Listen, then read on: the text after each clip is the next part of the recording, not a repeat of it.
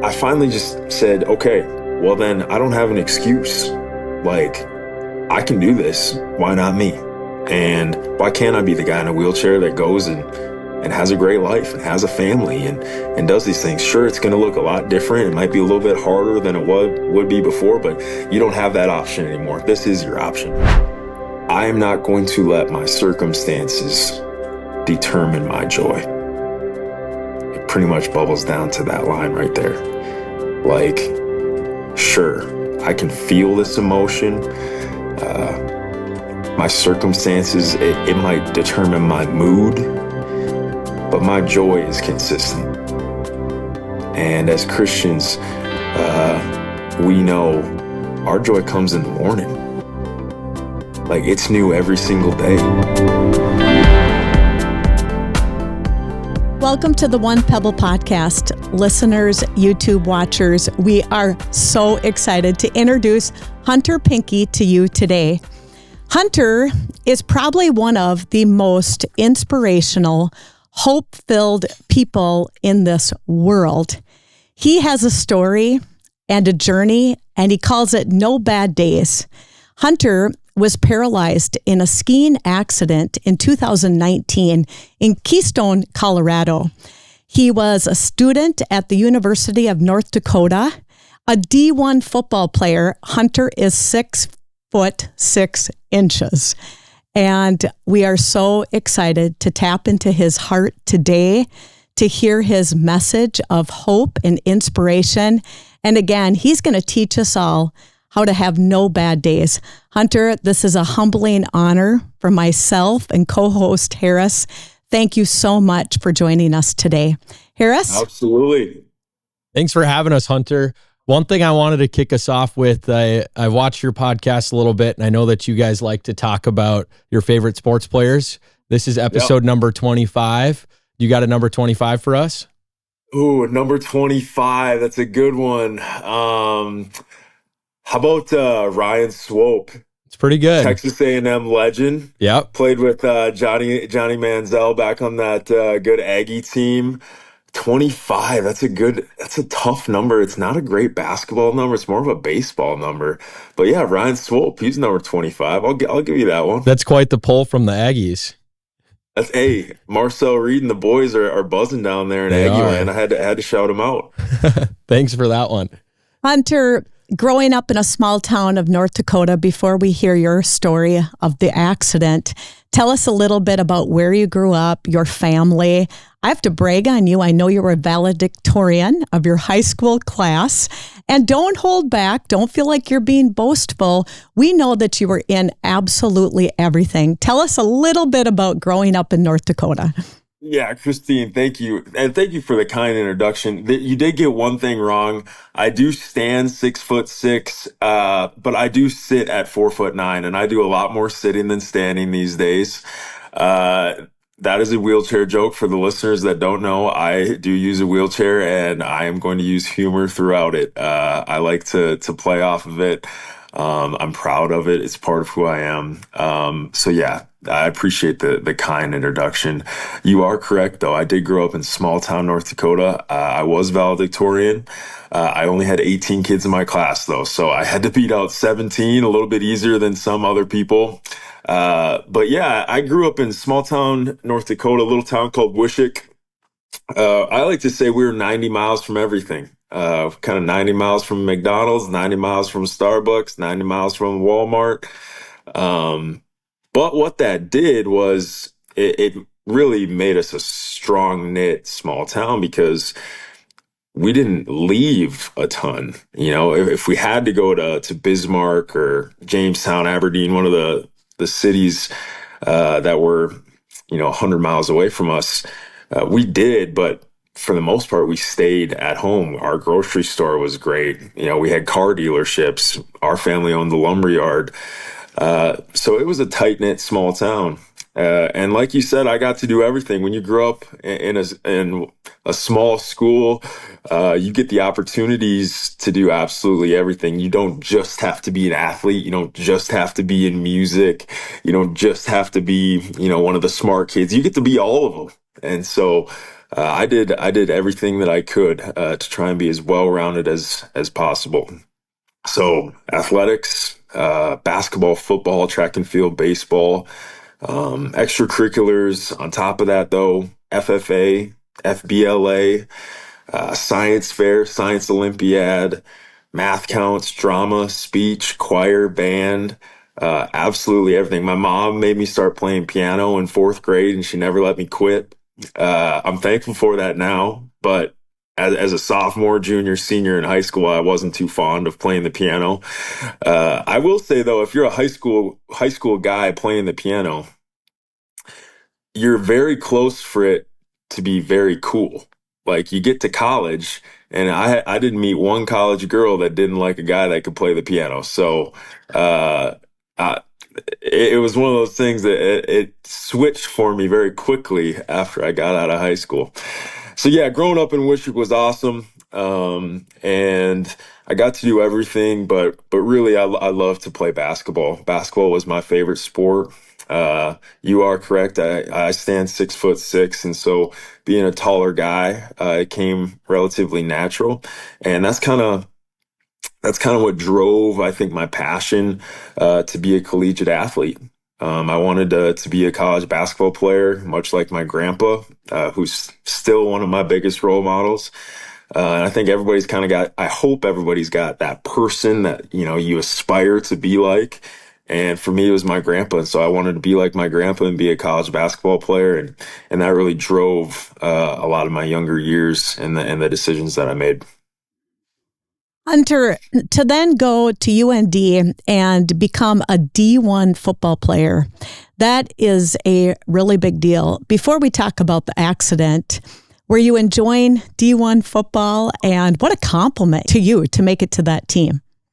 Yeah, it was awesome. I said I love the game of basketball. It was my favorite sport.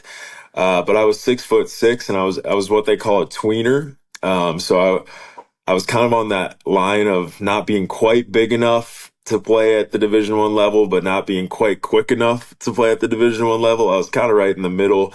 But as a 6'6" tight end, I was perfect size to play at the Division I level in the game of football. And so I got to go to the University of North Dakota, play for my home state. I mean, I was honored that I got to play at that university. It was the university my grandpa played at, university that my mom competed at. And so for me, it was a dream come true. And I think, I talk a lot about this when I speak with groups. The biggest thing that I learned in college, and Harris, you're probably figuring this out as well, like what you learn in college and what you do. And I have a degree in mechanical engineering and a graduate degree on top of it. Like, that's all important. And it is cool, like what we get to do, but who we get to do it with and who we get to do it for, that's what makes life special. And I think I learned that at my time at the University of North Dakota. Harris, I'm sure you're learning it down in A&M. It's true everywhere. Like, the people you get to do life with and the people you get to serve while you're doing life with them, that's what gives some fulfillment. And so that's the biggest thing I took from the University of North Dakota is my community, the guys that I get to go hunting with, the guys that I golf with, the people that support me, and in return, I get to support. Unbelievable. I'm very, very grateful for it. I love your grateful spirit, and that's something we're going to talk about more later. Hunter, tell us about what happened, and of course, only share what you're comfortable with. But if you would, I know it was a Christmas break in your college years, and you decided to go to Keystone, Colorado with some friends skiing. Tell us what you remember the day before, the day of, and take us on a detailed journey of what happened. Yeah. I remember everything. I remember like you said, in great detail. I could probably talk for 45 minutes just on the story alone. I remember flying out the day before. We flew out of Jamestown, North Dakota, city of about 15,000 people. It's a one gate airport. We flew on a little United flight. I sat next to an engineer. We talked about the manufacturing that they were doing in Jamestown, and I was going to graduate with my mechanical engineering degree. We got into Denver. We went downtown, hung out downtown for a little bit, Union Station, all that kind of stuff. We ate at a little breakfast spot. I had eggs Benedict. And then we drove out to Keystone, about an hour drive west of Denver, and got into Keystone. Beautiful resort that we stayed at. I got up into the room. I remember my buddy, his name was Noah. Noah slapped me on the back and said, "Hey man, you can have the couch. I'll take the bed." And he walked into the room, and I remember going like, "Wait a minute. I want the bed, like I don't want the couch. What do you mean?" And this couch that I slept on, it was just tiny, just a little 5 foot deal. It was not the biggest couch. I didn't sleep at all that night. Tossing, turning. Got up the next morning and had a little breakfast. And I remember I went to get my ski lift ticket. Got my ski lift ticket. Hopped on the gondola. Remember we were talking with a guy from Park City, Utah. I was fixing up my GoPro on the top of my helmet. Got to the top of the mountain. Remember we stopped and we were going to take a picture before heading into the day of skiing. First run was called Mozart. Mozart was situated kind of with a left side and a right side. I remember I started on that right side and feeling really good, in and out of cuts. I've been skiing since I was 8 years old, relatively high level of skier. And I was the guest on this trip. I was with a friend and his family. And so I was kind of flying down the mountain, and I didn't want to be the ungenerous guest that just skied by himself. I wanted to wait and ski with the party that I was with. And so I stopped and I waited for everybody to catch back up. And then as I got going again, I saw a chute through the trees that would kind of take me from the right side of that run over to the left side. And so I took that chute, and as I was coming out of the chute, out of the trees, I hit a small jump. And as I hit that jump, that's when I saw another skier coming into my path. He was going into the trees as I was going out. And I just didn't have enough time to turn. And we collided. I lost my balance and I went head first into a tree. Thankfully, I was wearing a helmet, that helmet that my dad always made me wear growing up, that I never liked, that I'll never use, that why am I wearing this? I was wearing it that day, and it saved my life. And I've got a big old dent in the back of it to remind me of that. Remember, I got knocked out for a few seconds. I kind of came to, and the other skier, he came over and he said, "Hey man, I'm sorry I didn't see you." And after, a few moments of kind of realizing the situation we were in, I remember I just called out to God. Like, man, I need some help right now. Because I was scared. I didn't know really what I was doing. And so I remember in that moment, myself and the skier that collided with me, we prayed up on the mountain that day together. And I can't tell you what we prayed for. It was a little foggy at that time. A lot of adrenaline, a lot of fear, a lot of emotion. But I can honestly tell you that peace found me on the mountain that day. And there was no peace before that prayer. So you guys do the math, and you can come up with any assumption you want. But I think that peace came from prayer. And I think God came and met me on the mountain that day. And I really don't know if that piece has ever left. I'm fully paralyzed from the chest down. That accident left me with a spinal cord injury at the T6, T7 level. That's pretty much right at your chest line. My life is completely changed on physically on how I live it. But that piece has not changed. And the security of knowing who I am and where I'm going, that has not changed. And I think that's a testament to the peace of God. That moment up on the mountain, it changed everything for me.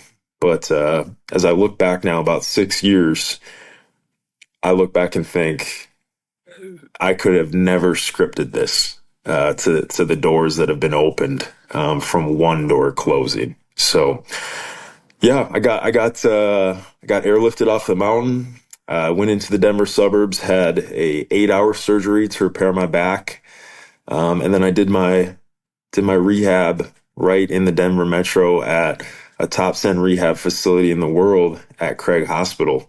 And I like to say Craig Hospital is where miracles happen every single day. And it's an amazing place. So that's where I got better. And that's where I started life again. Hunter, were you a Christian before that accident and praying with the other skier on the mountain? Were you a Christian prior to that? I was. Yeah, I was. I had a great structure and family structure. I tell people all the time that I had the best family in the world. I still have the best family in the world. You can argue with me on that, but I'm not going to back down. Harris, you might think you got it, but I got it. I'm just telling you, I got the best family in the world. And so the way that I was raised was dependent on the Lord. And I think as a kid, a lot of times your faith is your family's faith. Right?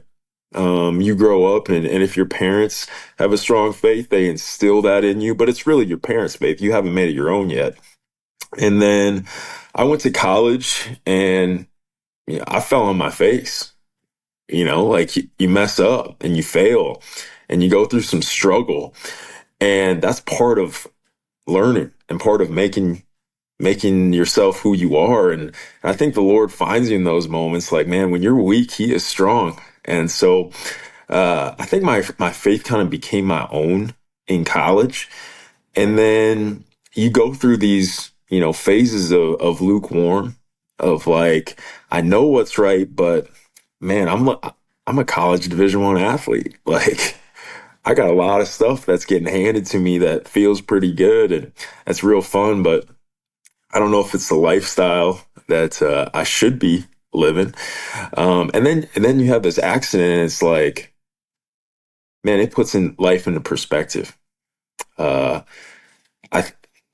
think I had my life flash in front of me.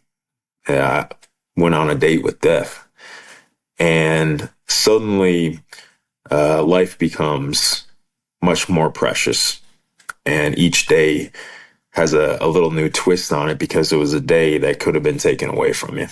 So, yes, I was a Christian, but I am not the same Christian as I was the day leading up onto the mountain, the day on the mountain. I really think that's a message for all Christians. And I challenge you, like, if you're the same Christian as you were last year, something's not right. Like we should be evolving and we should be changing. And there should be challenges in our life. Like if you're not getting challenged and the devil's not coming after you a little bit, man, maybe you should be going after the devil a little bit more. So that's a whole podcast probably in itself, Kristine. But yeah, man, I am a Christian. I was a Christian, but I am not the same Christian. That's really cool to hear. I think that's just so valuable to understand, like that sanctification process for every Christian is continuous. And like, obviously the Bible makes it clear that like we'll go through trials in our life and some of them look different than others, but to hear how you responded to that trial, and to just talk to you today is remarkable. So thank you for that response. And it's really encouraging to a young guy like me. Absolutely, dude. Absolutely. Hunter, when I try to imagine how I would feel on the mountain, when you were standing there, you knew that you were hit, and I just can't even imagine how scared I would be. I just can't even. I think for someone to say that they understand, there's no way to understand unless they were in your shoes. But for you to call out to God in that moment, and maybe this is not the right way to word this, I couldn't be more proud of you. Like I mean, that is, you've given me, I have just chills listening to you, absolute goosebumps and chills. And for you to call out to God and just say to the other skier, let's pray. It's just remarkable. And then to say that the Lord met you on the mountain. And I love, thank you for not apologizing for your faith and for boldly proclaiming that Christ met you on the mountain. Hunter, one podcast that I listened to that you were interviewed on, I'm just curious about this, and if I'm saying it incorrectly, do correct me. I think you had said that you had a moment when you knew you were going to hit the tree, and being a football player, to turn your head. Is that right? And will you share that story? Yeah, it's a unique detail about the accident that I was going head first, and I was wearing a GoPro. Like I said, I was getting my GoPro ready on the gondola up, and it was on. I recorded all my stuff so I could, put some video stuff together. And there's a still shot of the video where my hands are out in front of me, and they're pretty much touching that tree that I ended up going into. And for me to get that image, my head was up because the GoPro sees what my eyes see. And our doctor, after the surgery, he said, Hunter, you hit in the back right of your helmet. And he says,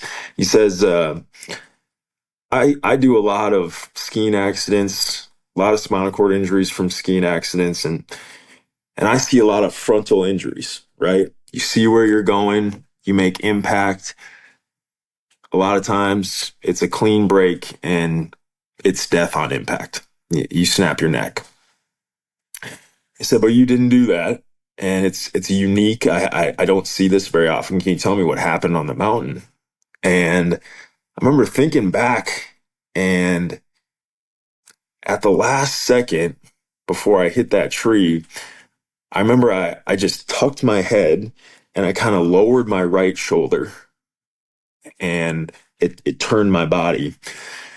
And what that did, according to the doc, is it put my neck in a vertical fashion that was able to then transfer that stress through my neck down to the middle of my back. For those that don't know, if you break your neck, your C-spine, that is what controls your arm function, your hand function. So if you break your neck, your C-spine, a lot of times you're going to be a quadriplegic, meaning you have limited hand function or limited arm function or both. And so what that did, that movement, that just last second movement, lined up my spine in a vertical fashion that was able to then transfer it down to the middle of my back, and hence I have full hand and arm function. And he said, man, why did you do that? Not everybody does that. Why did you do that? And I said, man, Doc, I don't think you watch too many North Dakota football games, but I was not a player that was going to run around you. I was not going to juke you. I was 6'6", 265 pounds. I was probably just going to lower my head and tuck my right shoulder and just run over you. And that was my instinct. It was a total football instinct that had been just drilled into me through countless hours and days of training. And that's what I did. I tried to run over the tree. I did not run over the tree. The tree did win that battle, but it did save my hands and my arms. And I'm pretty grateful for that today, because that's what allows me to be independent. This morning I went out into the bow blind to go hunt some deer. I drove out there in my pickup using hand controls. All that stuff is doable because I have these things. And so that movement changed my life forever. Hunter, one thing that really stuck out to me from the conversation so far this morning, and I'm really grateful that you gave me the perspective, being a guy that's in college right now and hearing from someone that has kind of the retrospective viewpoint on it. Just the people around you that you meet, the people that you get to influence, the people that influence you are truly what make that college experience refining and defining of who you become and who you are. How did those relationships that you made at North Dakota through the football team that you kind of mentioned, how did those affect your trial and the experience that you've had in life now throughout? Massive. I mean, it's the most important part of life is, number one, who you're doing it for. For me, my eyes go up first, right? Like, I'm here to serve, to honor Christ. But then it goes out to, okay, what did Christ do? Well, he served others. So that's number one. And then who you get to do it with, man. The climb up the mountain is a lot more fun when you got somebody to talk to. And then the view from the top, man, it's so much better. It's so much more fulfilling when you have somebody along with you. That being said, a lot more people die going down Mount Everest than going up. And so, man, when trials and adversity strikes and you're going down and, man, life gets hard, the people that you have around you are essential. And the people that supported me, my inner circle, I'll call it, they showed up, and they really have never left.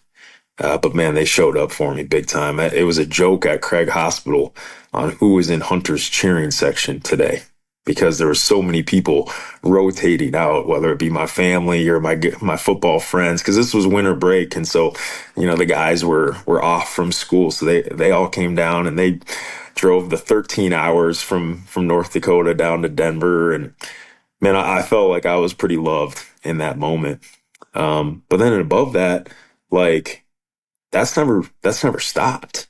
Like, it didn't end at the hospital when I got out. It still happens today. We go to a place, for instance, we went to the Madison, Wisconsin, to the Wisconsin-Alabama game last year.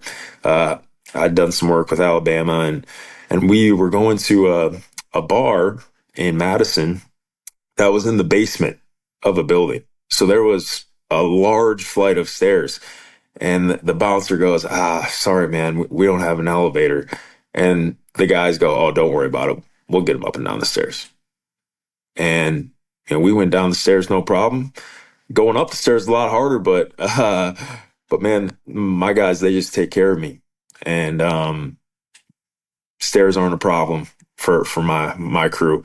Going hunting, we go out into Wisconsin through the trees, all that kind of stuff. We've done it so many times now that it's just no problem. Everybody knows that I got the main floor couch. Wherever we stay, that's where I'm sleeping. The people in my life, they allow me to live again. And there's a difference, because I think a lot of people that are going through adversity and going through trial, their goal is to stay alive. And no doubt that I went through that phase as well, but you got to break out of the phase eventually and start living again, because part of being alive, it's in the word, it's to live again. And some of those things that I get to do is only because of the people that I have around me. Hunter, I'm excited to talk about your mom. But before I do that, as a mom, when I listen to you, with every bone in my body, I want to tell you I'm sorry. I'm so, so sorry this happened.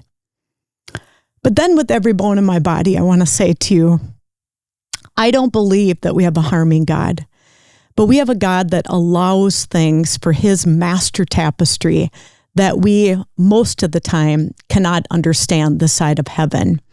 And Christ is using you in mighty, mighty, mighty ways for his kingdom. You talk about your mom being one of your mentors, being one of your most favorite people on earth. And again, in the podcast that I listened to, she had told you that morning to be careful. You did nothing wrong. And for whatever reason, Christ allowed this to happen. He doesn't love you any less, but he had a master tapestry for you and on your life and a purpose that will probably never make sense, but he's using you in mighty, mighty ways to change lives.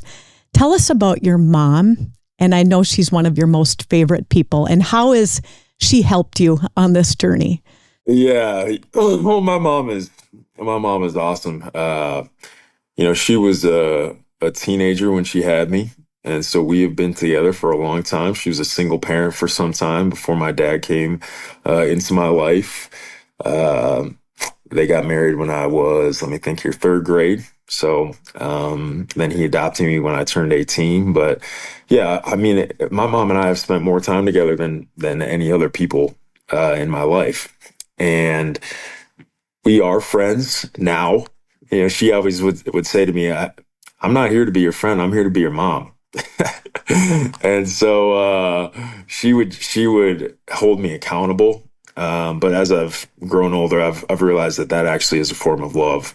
And the discipline that she had with me, it's what helped mold me.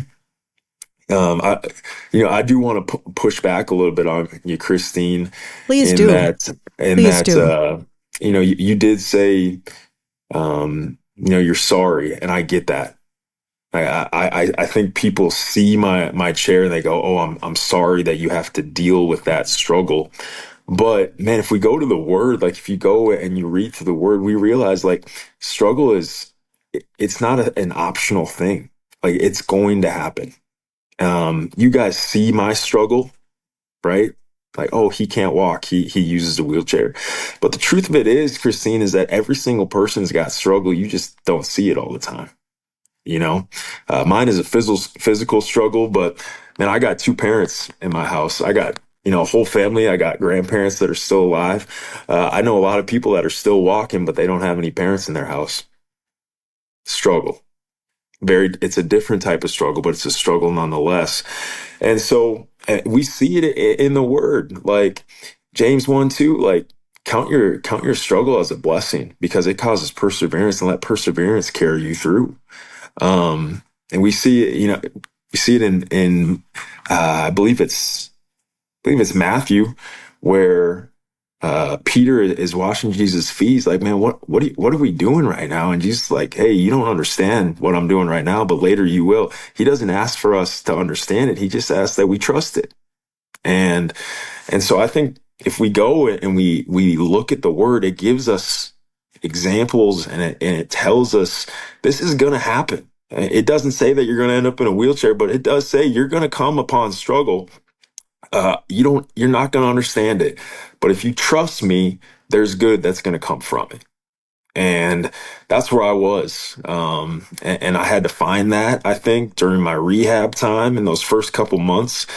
But I just made a decision like, okay, you're right. God has this plan. I'm not going to feel sorry for myself because I might be able to do more from a chair than I ever was standing up. I don't know how that's going to happen. I don't know the script to it, but I'm going to trust it. And I think I've seen that over the past 6 years. Like, man, this door closed on walking. Maybe someday that'll open again. But with this door closed, and if I just now roll a little bit further down the road, there's a door that's waiting that's open. And I think a lot of people, they get a door closed on their life and they just stop moving, right? They stop walking or they stop rolling and they don't go a little bit further down the road and realize that there's so many doors yet to be open. So my mom was instrumental in that mindset. She is probably exactly like you and like most mothers. She would take my place in a heartbeat.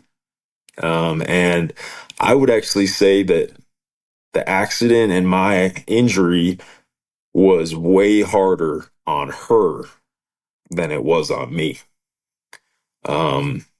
Because I can't attest to this, but from what she's told me, the worst thing is being in a position where you're watching your child struggle and you can't help them out of it. Like, there is no cure right now for paraplegia. Like, we can't snap our fingers. We can't pay for a treatment. Like, I'm paralyzed. She can't fix that, and that's really hard for her. But I think she's now starting to see it too, of like, man, there was some purpose behind this, and lives are getting changed for good, and I'm okay. I'm going to be okay, and make the best out of it. So we've got a great relationship. That doesn't mean that it's a perfect relationship. We're probably more alike than I like to admit, and which then leads to butting of heads. And, we get after each other a little bit, but in the end, it's out of love. We're going to tell each other the truth. We're going to be honest with each other. And I think in the end, that's what has led to such a strong connection. Hunter, you talked a little bit about your relationship with your grandfather and how he was really a role model to you. I kind of have a similar story that I would say my grandfather's kind of my hero as well. And I think that's unique. I don't think that's very common. Can you tell us a little bit more about that relationship and how that's evolved throughout your life? Yeah, Big Fred. We call him Big Fred. He's 6 feet 8 inches tall. He's a big man. Wow. Farmer Fred, Big Fred. He's the man. I mean, he's just he started as the combine driver, right? Like, that's what my first memory of him was hopping in the combine with him. And then you slowly realize, like, oh, he's more than a combine driver.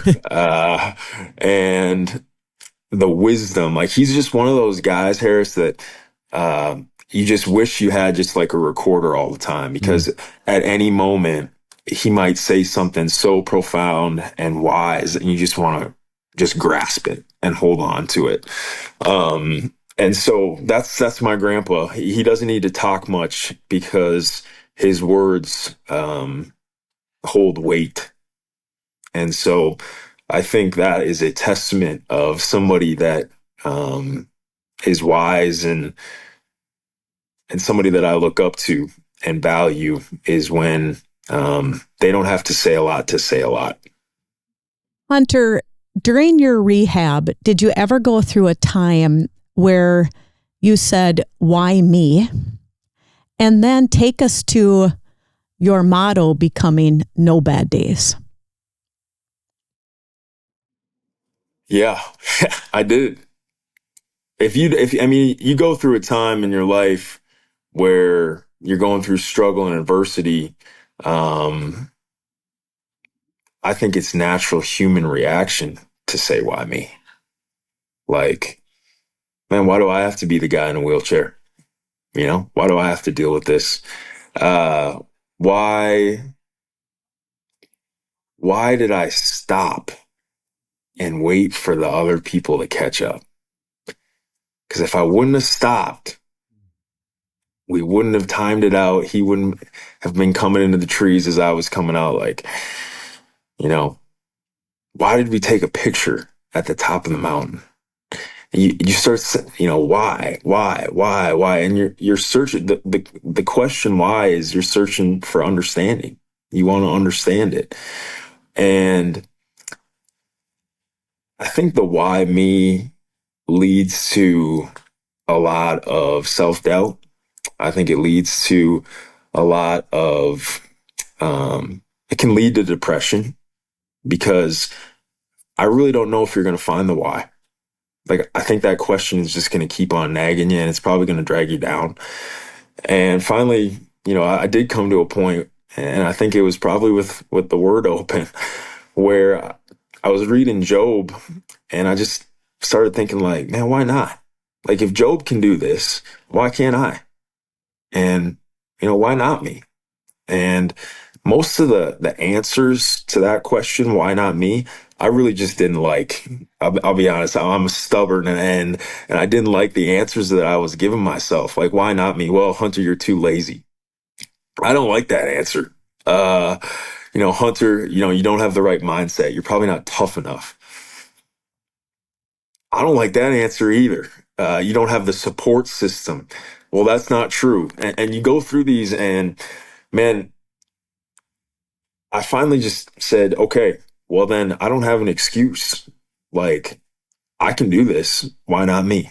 And why can't I be the guy in a wheelchair that goes and has a great life and has a family and does these things? Sure, it's going to look a lot different. It might be a little bit harder than it would be before, but you don't have that option anymore. This is your option. And so, why not me?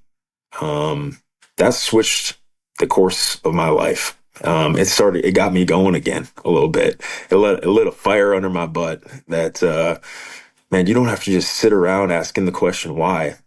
Get off your tail, get in a wheelchair, start rolling, and why not? And it's turned out all right. You talked about with the staff that they said you're going to have good days and bad days during therapy, and then take it from there. What your choice was and what you told them back, Hunter. You said no. That's right. Yeah, at Craig Hospital, and Craig is an amazing place, but they tell you all the time, and they're trying to prepare you for the real world, that they're doing the right thing by trying to prepare you for life outside of the bubble that is a hospital. But they'd say, man, you're having good days and you're going to have some bad days too. And finally, I got tired of people telling me how I'm going to live my life. And I said, I'm not going to have any more bad days. And I talk about that with groups across the country now, and get to share my story. It's been shared with over 500,000 people in the past 5 years, which is pretty amazing. But the basis of that talk, the basis of that message, the basis really of a life motto is, I am not going to let my circumstances determine my joy. It pretty much bubbles down to that line right there. Like, sure, I can feel this emotion. My circumstances, it might determine my mood, but my joy is consistent. And as Christians, we know our joy comes in the morning. Like, it's new every single day. And it's never been more true for me. It was true again this morning. Like, my joy comes when the sun comes up, because that means I got another day. And we go into a lot of details with my keynotes and all my talks on that. But that's the basis of it right there, is that, man, joy is consistent. I can be sad and joyful at the same time.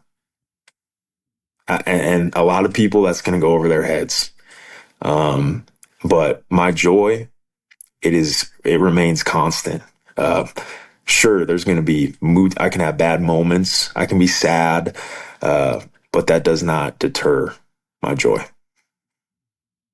Hunter, you talk about all the doors that have opened up from the one door that's closed. Is there any really cool experiences or things that you can share with us? Like you just said, that's remarkable. You've spoke to over 500,000 people in the last 5 years. Yeah. Oh man, that's a great question, Harris. I got to play college wheelchair basketball. I mean, that's probably one of the biggest things. Led me down to the University of Arizona, played collegiate wheelchair basketball for 3 years. Had great success down there. Got to lead that team for 2 years, playing big games, national championship games. Wow. Got to go across the world, go to Greece, play against the Greek national team, do a training camp over there in the mountains of Greece. Like, man, I'm just a kid from Wishek, and here I am, in the mountains of Greece. So that was amazing. Speaking opportunities has been really, really cool on the people that I get to work with.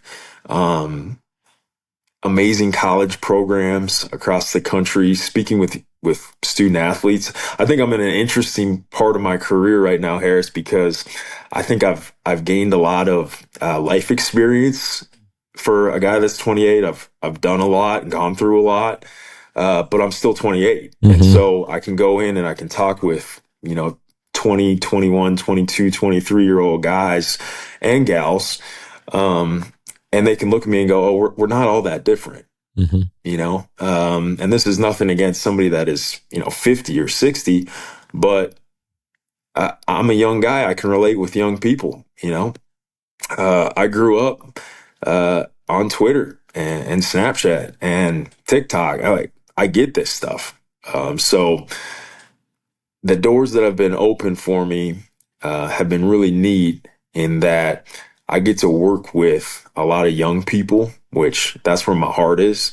And I get the opportunity to connect on a deep level because young people still trust me. And that's really an opportunity and a privilege that I don't take for granted. Hunter, at 52 years old, and for me to have met many people here with my career in the U.S. and across the world, I do not say this to make you feel good, so please receive these words. You are one of, or maybe even the most inspirational person I've ever met. Joy runs through your veins. Watching you, you just sparkle, your eyes sparkle, your smile sparkles, you're excited about life. And you're just so grateful, the gratitude, the joy, the thankfulness. And when I look at you after the accident, you had a choice. What you could have done is said, oh, poor me, but you chose no bad days. You then went back to UND, got a mechanical engineering degree. Then you go off to Arizona, get a master's degree. And life isn't about degrees per se for people that are listening, but you kept putting courage ahead of fear. You kept choosing joy and no bad days. You kept your identity in Christ and putting one foot in front of the next. I'm making it sound easy. I can't imagine. But for the students, maybe it's a student in college, in high school, in middle school, maybe it's an 80-year-old listening to this podcast. You're right. We all struggle. What would you say to people that are in the struggle? Well, number one, thank you for the kind words. It's very kind of you to say. You are right. I love living. I hope I get as many days on this earth as I can. I know where I'm going after, but that does not deter me from, I want to spend as much time here as I can get. So, man, the people in the struggle, what do I tell them? It's a great question. Number one is that you're not alone. Like I think a lot of people, especially in today's social media driven world, they think that everybody's got this posh, great life, and oh my goodness, look at his girlfriend, and he's making so much money, and this and that. And the real truth of it is that every single person is struggling with something. It might not be the same thing that you're struggling with, but everybody's got something. It's just part of life. Like God tells us, it's not a if struggle happens, it's a when struggle happens. And so that's the number one thing is like, you're not alone. And if you have the courage to seek out other people, and allow yourself to be open a little bit with them, you will find connection with other people that are struggling with something similar to you. So, do not think that you're alone. That would be the number one thing. The second thing that I would tell them is, man, I think there's a story for you that you haven't even opened up yet. Like God has this amazing life for you, and maybe you don't even know who God is, but He knows who you are. And if you just have the curiosity to seek it out, there is a life waiting for you. And there is fulfillment that you've never felt before that is waiting on your heart that will completely transform your life. And if you don't believe me, don't believe me. But if you're not going to believe me, go ahead and take a look at my life. And after you're done taking a look at my life, if you still don't believe me, okay. But if you take a look at my life and you don't see God's goodness and transformational change that he's able to bring, I think you might be blind. So I don't know if that's going to hurt your feelings or not, but that's what I tell you is, man, God can take a broken situation, literally a broken situation, a big old broken back, and he can make amazing, good things out of it. And so that would be two things, man. You're not alone in your struggle. And man, if you invite the Lord, you invite Jesus into that struggle can turn to strength. Hunter, what are some of your dreams? Good question, Harris. Come on, man. You're about to fire me up, Harris. About to fire me up. What are some of my dreams? I love dreaming. I think some people, lots of people, they got TED Talks and, and coaches, they focus on the game. And yes, you're right. We do need to focus on what's going on in today, in the present, and the game that's at hand. If you're an athlete, you can't be looking ahead on the schedule. But shoot, that's some of the most fun things of life, right? Like before the season, you're looking at the schedule, you go, man, we get to play North Dakota State this year. I'm looking forward to that game. I'm dreaming about that game.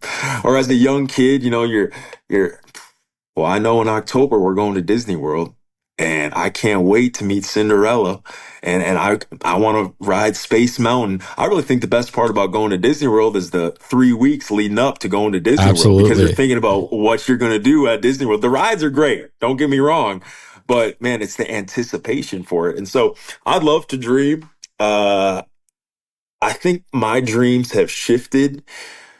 A lot of times my dreams used to be focused on what I was going to get to do, right? Like where I'm going to go hunting, what audience I'm going to get to speak with. I think I can be sucked into that trap at times. My dreams have shifted, Harris, to more of who I get to do those dreams with. Of like, man, like my wife someday, like that's a dream.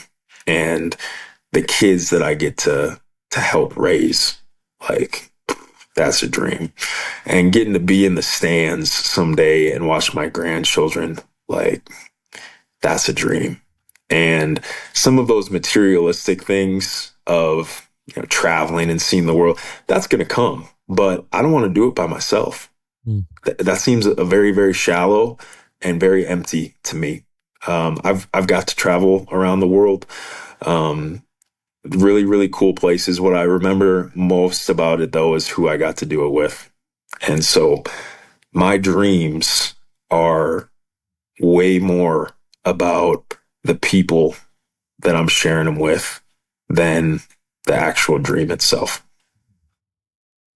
When you view your life, just from like an overall perspective, how do you view your life, or how do you see your life? Good question. That's a deep one. How do I view my life? Well, number one is, it's temporary. Like on this earth, I realize that at some point it's going to come to an end, and so it better be focused on something that's not temporary. And I think that's a great lesson from C.S. Lewis.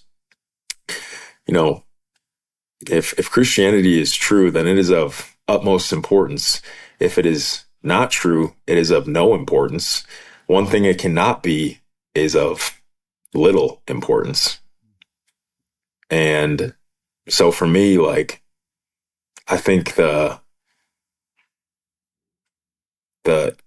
how I view my life is, man, it better be built on something bigger than myself. I think that can probably be summed up in that, is that like I'm a small part of a big plan, and it should be used to glorify and honor God. It should be used to serve others, and from that, a lot of good's going to happen. I don't really have to worry about the small details; they'll take care of themselves. And if you keep the main thing, you serve others, you serve God, you do your best, you keep chasing it. Man, I think the rest kind of irons itself out. Hunter, I'll say it again. You are a man filled with joy and gratitude. You say that when you get up in the morning, you fill your mind and heart with three truths. I want you to speak to those three truths because I believe, I'll speak for myself. I need to also tell myself those three truths every day. And I think everyone listening, those three truths can do us all so much good. Yeah, I get the question a lot, Christine, of like, well, how are you so like, is this just podcast Hunter? Like, is this just what you flip the switch and this is what you do? Is this the show? Like, are you just gonna like shut it off now when you go off the podcast and start talking in a monotone? But no, like that. This is legitimately who I am.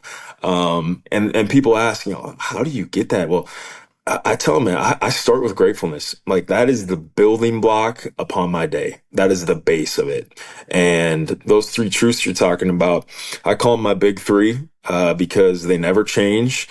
And I'm grateful for them every single day. The first one is that I'm breathing. I got air in my lungs. I'm thankful for it. The number two thing is, if I'm breathing and I'm alive, well, that means that I have a choice. We're human beings. Well, a lot of times we don't have a choice on what happens to us, but we do have a choice on how we respond. That is where our power lies. And so I have a choice. I live in the United States of America. What a blessing. And the last thing that is true for me every single day is that I'm loved. And I think that's probably sometimes the hardest for people to grasp because they look at the situation they're in and they go, I don't feel any love right now. Well, love is out there and it's open to you. A lot of times your head is down because you're so discouraged. Turn your eyes up and you'll see it. There's a God that loves you, but there are people that love you too. You just got to find them, like search them out. And give your dreams and give your faith some legs and go in and start walking towards it. And so those three things are true for me. And I really believe it's true for everybody. Like I'm still here. I have a choice. I'm loved. That's enough for me. Like that's enough for me. I'm not going to have a bad day if that's the case. So there's a lot more things that are true, and there's lots of stuff we can dig into on my daily routines and on what fills me up. But that's the base right there. That's my building block of gratefulness. That's great encouragement for all of us. Hunter, God willing, I hope to meet you in person someday, and I know Harris would love to as well. I hope to meet that remarkable mom of yours. And I'm going to pray for the prayer requests that you already talked about, what's on your heart, the dreams that you already spoke of. We invite the listeners to also pray with us for you. I know you have 2 more dreams, probably 100 more dreams, but 2 that I wanted to touch on. God willing, if it's His will someday, I know you've been given a 2% chance to walk again. Yeah. And if it's the Lord's will, let's just all pray for Hunter, that if it's the Lord's will, that happens someday. And I know you have a dream of possibly going to the Paralympics in basketball. And I believe with all my heart that can happen. Well, thank you. Yeah, dreams are great because they give you something to chase after. I do think, someday I think I'll walk again. I don't need to walk again though. There's a huge difference. I hope that it happens someday, but I tell people all the time, God's goodness is not dependent on if I stand up out of the wheelchair. I think I'll stand up at the gate someday. I'm not worried about it. I can live this life sitting down. I've learned how to do it, and I can find a lot of joy in it. But man, what a cool end of the story it would be. Like, that would be pretty neat. At the end of it, be like, hey, guess what? I stood up. Like, that'd be pretty awesome. And then as far as like the Paralympic stuff goes, basketball, track and field, there's a lot of different options. One of those things, man, I love this country. I think just what an honor it would be to wear USA across my chest. That would be I mean, probably one of the coolest moments of my life. So if that happens, that would be incredible. But nonetheless, I'm an American citizen. I'm pretty proud of that as well. So if it doesn't happen, I'm okay with that as well. God's goodness is not dependent on if I get to every one of my dreams. It's that I get the opportunity to chase them. And so, thank you for that. And I'll accept any prayers possible, though. Hey, just because keep praying though for me. Keep praying. That's I'm not going to turn those down. We will. You've made us so proud. Thank you for the man that you are. And I have to tell you before I toss it to Harris, I truly mean this from the bottom of my heart. Your ripple effect, Hunter, it's crazy. It's crazy for the kingdom. Thank you for the man you are. Thank you for all that you've taught us, educated us on, inspired us. We are so encouraged. Iron sharpens iron. You have greatly sharpened us. Hunter, thank you so much for joining us today. I feel a total shot of inspiration, a shot of encouragement. Give me knocks. Just hear from a guy that's a few years older than me, the wisdom that you've gained from the experiences in your life and the perspective that you have. And you said one thing a little bit ago, and I've just been thinking about it over and over that I wanted to touch on one last time, is it doesn't really matter what happens to you or the circumstances you're in. It really matters how you respond. And I think that is so evident in your life and in your story. And I just thank you for sharing that and being willing to say yes and persevere through those trials. Absolutely, man. I appreciate the kind words. Harris, as we wrap this thing up, we started this podcast with a little Texas A&M bringing out the Swope 25. You guys are in the middle of a historic season. What are you, 10-0 right now, 11-0, something like that? 10-0 when we play 1-10 Samford tomorrow, so I could say 11-0, I think. Okay, all right. If it lines up that Texas A&M is in the national championship game, you can bet that I will be wearing whoever they are playing, and I will be cheering so hard against the Aggies, just so that you got somebody to go against. You got me? I'll be dreaming about it for about 8 weeks. That's in January. Okay, so just know if it's the Georgia Bulldogs, if it's the Oregon Ducks, if it's the Ohio State Buckeyes, I don't care. When that game comes, it's you versus me, brother. You said it best. Marcel Reed and the boys are buzzing in College Station, so I think we might got you. Love it. Hunter, we have one last thing. On the One Pebble podcast, we want to allow our guest to throw out the last pebble of encouragement. Before I have you do that, on behalf of Harris and I and all of the listeners, I only wish that you could hear what they're saying and thinking. So on behalf of all the people that will listen, we are so incredibly grateful and humbled and so proud of the man that you are. God's richest blessings to you. We're going to hold you close. What would you like to say to the listener before we sign off?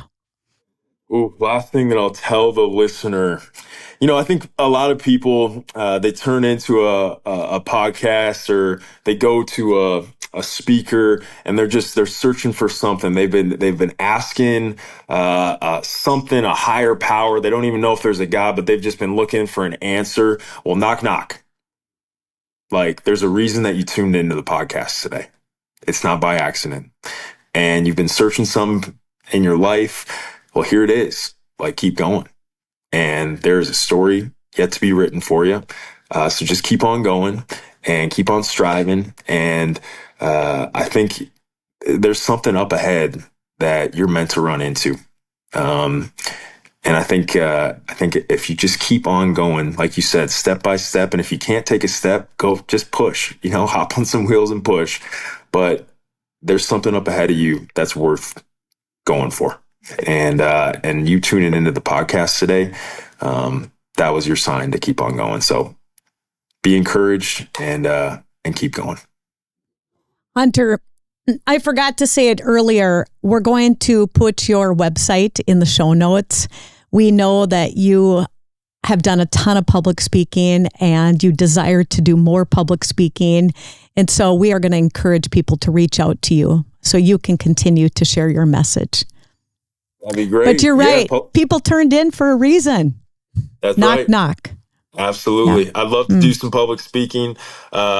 It's not going to get in the way of harvest or bow hunting. So we're going to have to work around those schedules, but absolutely, we'll do some public speaking. We couldn't be more grateful. Harris, what are your last words for Hunter? Thank you, Hunter. I hope you get a big buck, and I'll see you at the national championship.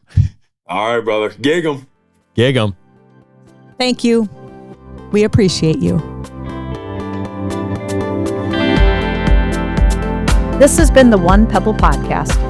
One pebble, so many ripples. What will you do to make a difference?